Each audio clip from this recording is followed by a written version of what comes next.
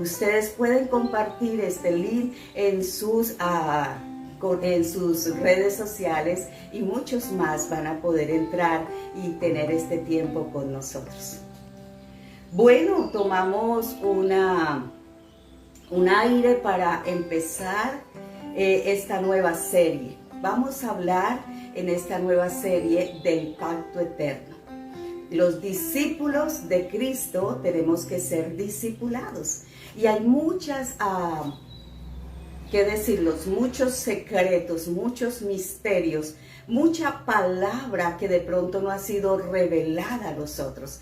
Y necesitamos esa revelación de la palabra de Dios. Y una de estas es el pacto. Hemos oído hablar de un antiguo pacto y de un nuevo pacto. Pero hoy vamos a empezar introduciendo este tema a través de el pacto eterno. ¿Y qué es el pacto eterno? El pacto eterno es el que Dios planeó desde el principio para salvar al pecador, que reconocería la necesidad de un Salvador. El pacto eterno está trazado desde antes de los tiempos. El pacto eterno está cumplido en el tiempo presente. El pacto eterno es ese pacto que se estableció para que nosotros pudiésemos ser salvos. Y no en las capacidades que nosotros tengamos o podamos hacer, como lo hemos hablado, porque es el pacto de gracia, es el pacto de misericordia. Este pacto eterno se estableció desde los tiempos en armonía con todos los principios de Dios. Es decir, en el pacto eterno no hay nada que no esté diseñado perfectamente por Dios. Y eso es lo que dice Jeremías 31, 33 y 34. Este es el pacto que haré con la casa de Israel. Después de aquellos días, dice Jehová, daré mi ley en sus entrañas, en la mente, las escribiré en sus corazones, y perdonaré la maldad de ellos, y no me acordaré más de su pecado. Este es el diseño del pacto de Dios. ¿Qué dice el Señor en ese pacto? Que hay una ley que va a introducir en nuestras entrañas, en nuestra mente, en nuestro espíritu. Que esa ley está escrita en nuestro corazón. Por eso nosotros decimos que sabemos qué es lo que tenemos que hacer. Que ese pacto eterno está para perdonar nuestra maldad, nuestro pecado. Y dice el Señor, y aquí garantiza, que nunca más se acordará de ese pecado, de esa maldad. Ese es el pacto eterno. Ahora, ¿cómo vamos a empezar a estudiar este pacto eterno? Vamos a empezar a estudiarlo abordando los tipos. Cuando yo digo tipo, estoy hablando de una figura, estoy hablando de una imagen, de una impronta que hay de Cristo desde el Antiguo Testamento. Entonces, cuando me escuches la palabra tipo, figura, estoy hablando de una forma en que se refleja, ¿cierto? Ahora, ¿qué se refleja? Una promesa, que el cumplimiento de esa promesa está a través de Cristo y solamente a través de Cristo. Entonces vamos a empezar a estudiar este pacto eterno desde Génesis.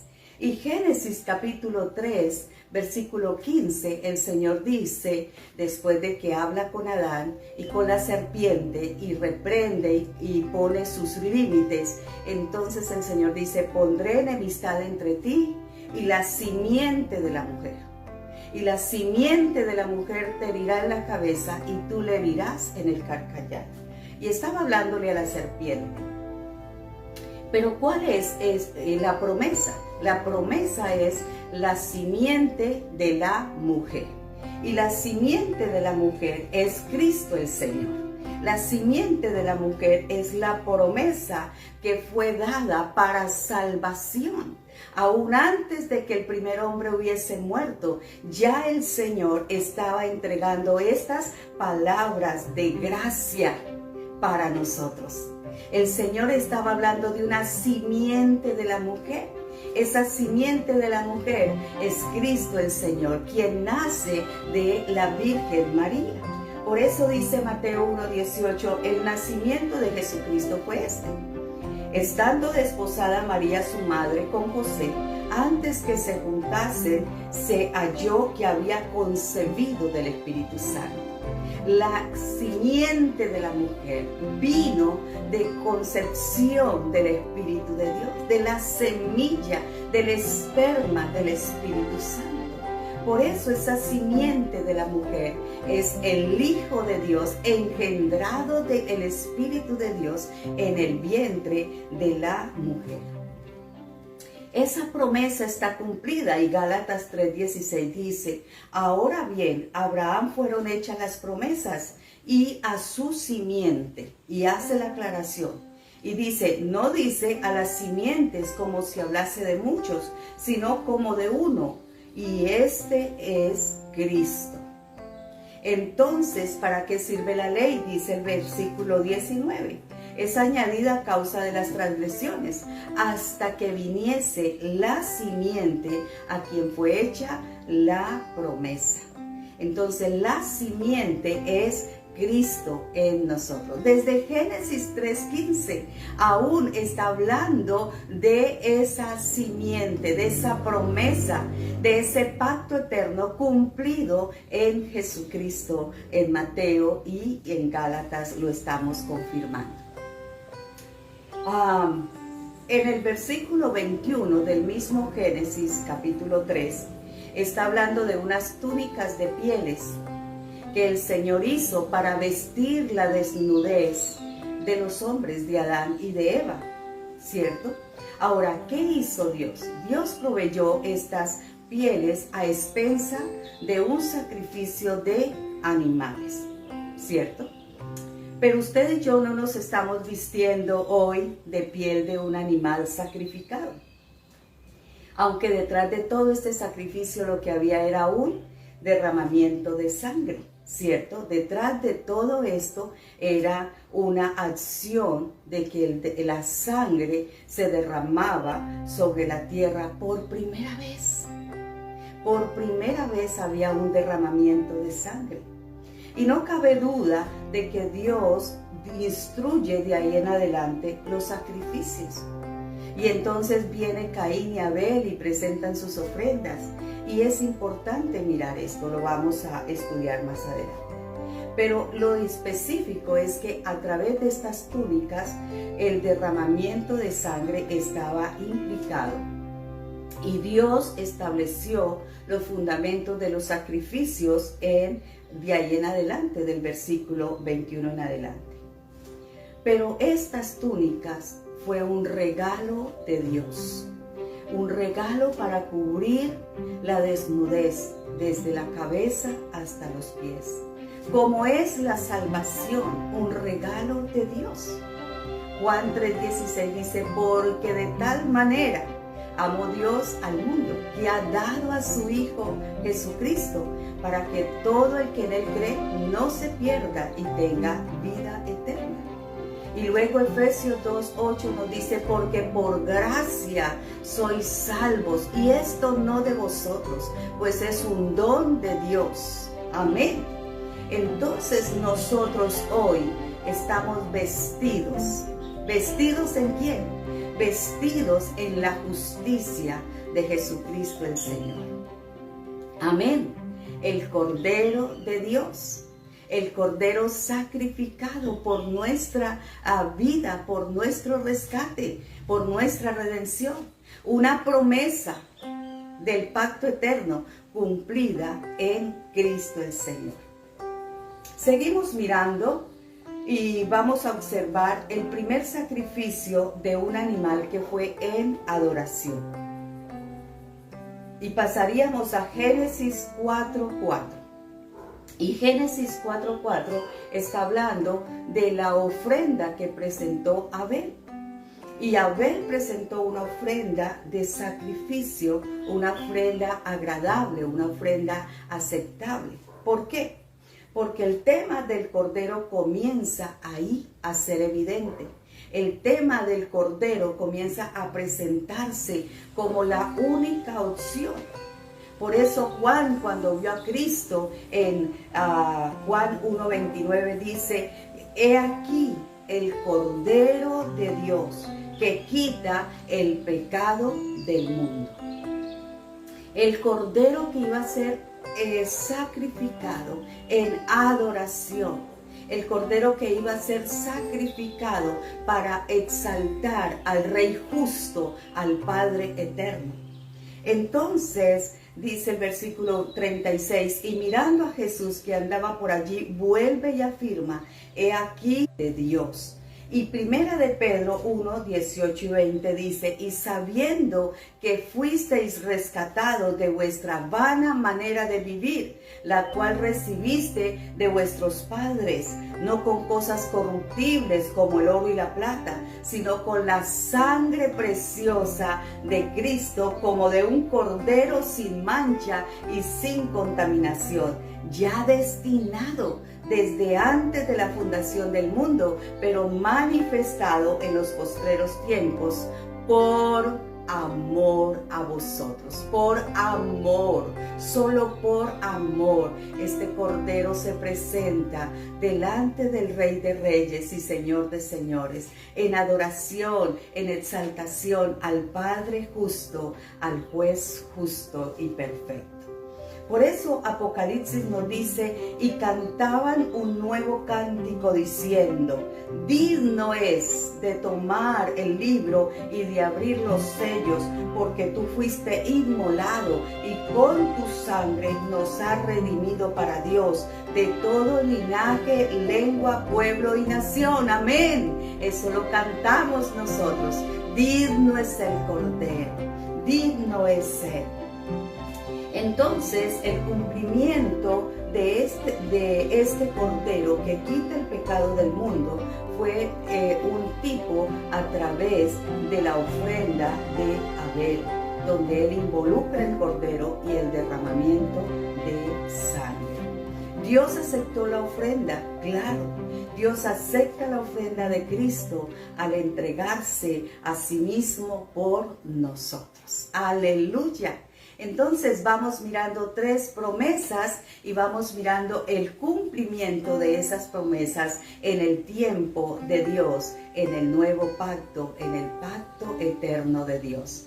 Por esa razón, Cristo es el hilo conductor de toda la Escritura, de toda la Biblia.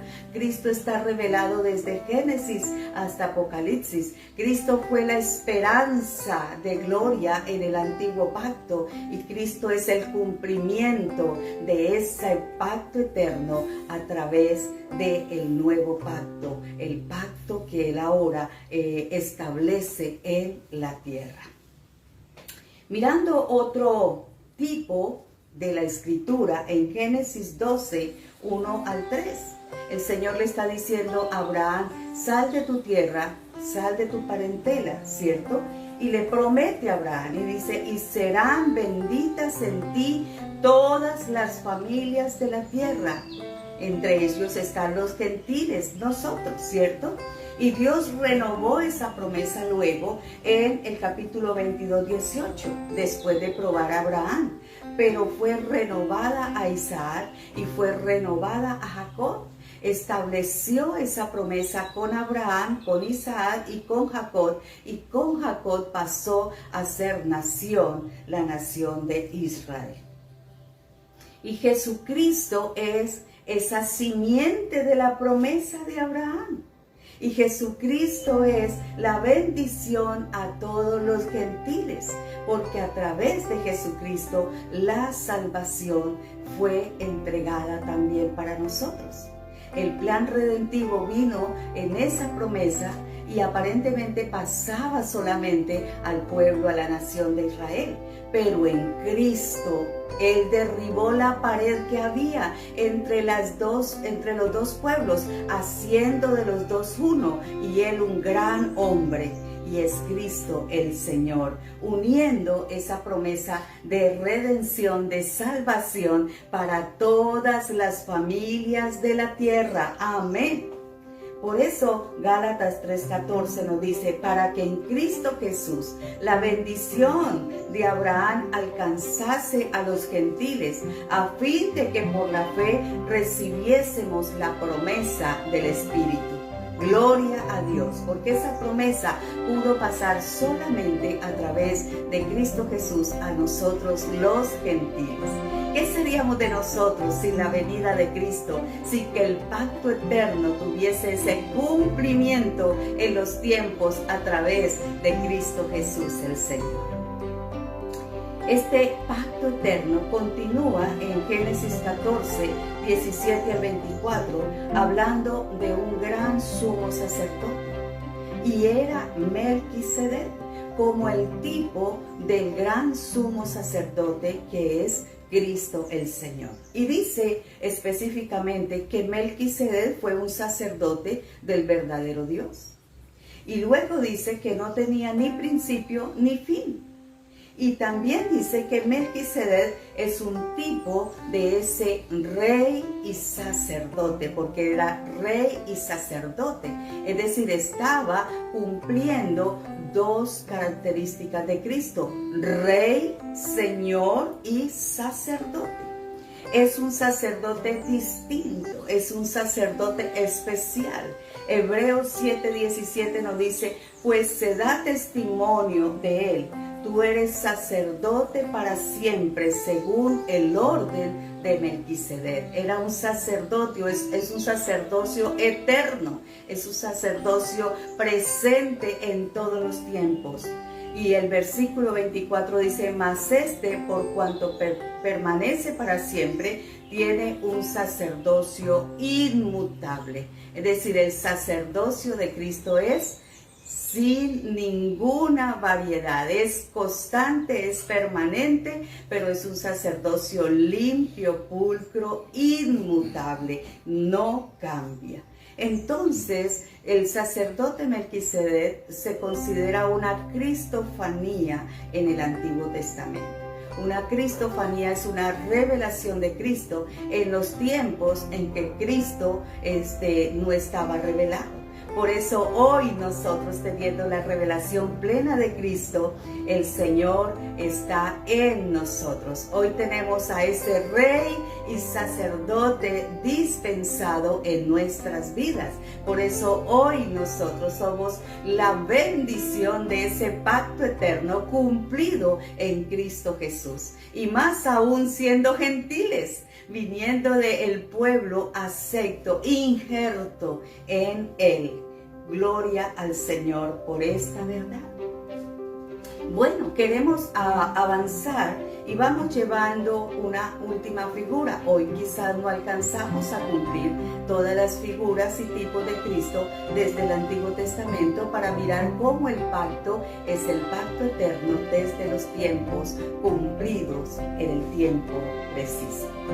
Pero Génesis 16, del 7 al 14, habla del ángel de Jehová.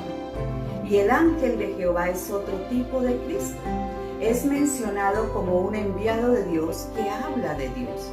Es mencionado como un personaje divino. Todas las veces que dijeron el ángel de Jehová, estaba hablando de un personaje especial que llegaba a apoyar en las guerras, que llegaba a traer una palabra, que llegaba a dar una directriz. Ahora vamos a ver un ejemplo de eso.